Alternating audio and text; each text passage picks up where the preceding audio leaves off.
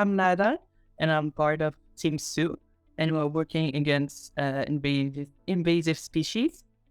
And my name is CFAX, and I'm also in the team called Sue, and we are fighting invasive species. So, being a graduate in environment, we learn a lot about how central water is, and when you know and understand how important it is for communities and for a country as a whole, you want to be part of the change and to be able to install motivation for future generations. From my immigrant background, coming from North Africa, I grew up there and I lived there until 16 years old. And then I came here to Canada. And the last time I went back to visit family, I noticed a change in the environment. So a lot of the green surfaces have disappeared. So it's all a consequence of climate change. So for that, I wanted to contribute into efforts to fight climate change in order to restore some places, some great places like that, in order for me to enjoy also some childhood memories, So it's a nostalgia kind. So we decided to get involved mostly because of the opportunity for us both. It's a personal growth journey for us both, and to challenge oneself throughout all this challenge.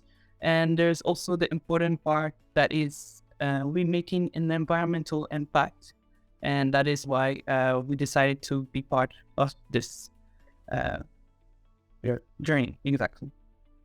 Our solution, first of all, is going from an invasive species, an invasive plant, and transforming it into a drinking straw. That invasive plant is actually a problem here in Canada that the government is trying to get rid of in order to protect our wetlands and our beaches.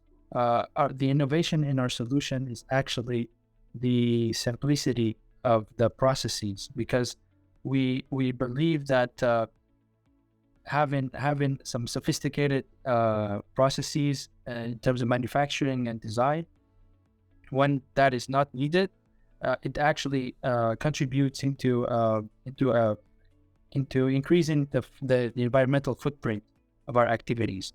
Some words like AI and sophisticated algorithms and all that are kind of buzzwords right now. They're like selling points for many companies, but we took the decision not to go that route because, if it's not necessary, we don't need to invest into the data centers and increase our emissions when we're manufacturing our solution.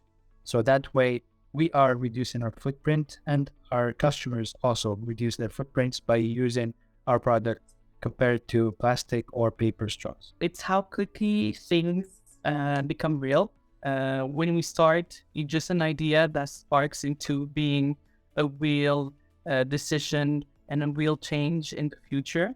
There's also the fact that when you talk with people, you understand how impactful that solution can be, and that change is also impactful to the environment as well. For me, the highlight would be the connections that we have made along this journey. So the main event is actually the expedition where we got to meet with all the other Finalist teams, and we also had the chance to discuss with some guests that were invited to that expedition.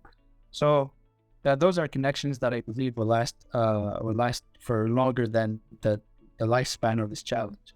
We think that the future of water will be in good hands overall, seeing how passionate the team at AquaHacking is. There's no doubt that there is future generation that are even more passionate than that and willing to make the change and to be maybe part of water entrepreneurs as well. My advice would be to not be intimidated by the challenge. At first, it may seem difficult, but the AquaHacking team and the AquaHacking challenge team are there for you. So you will not be left alone. Go for it, and you are capable of doing it.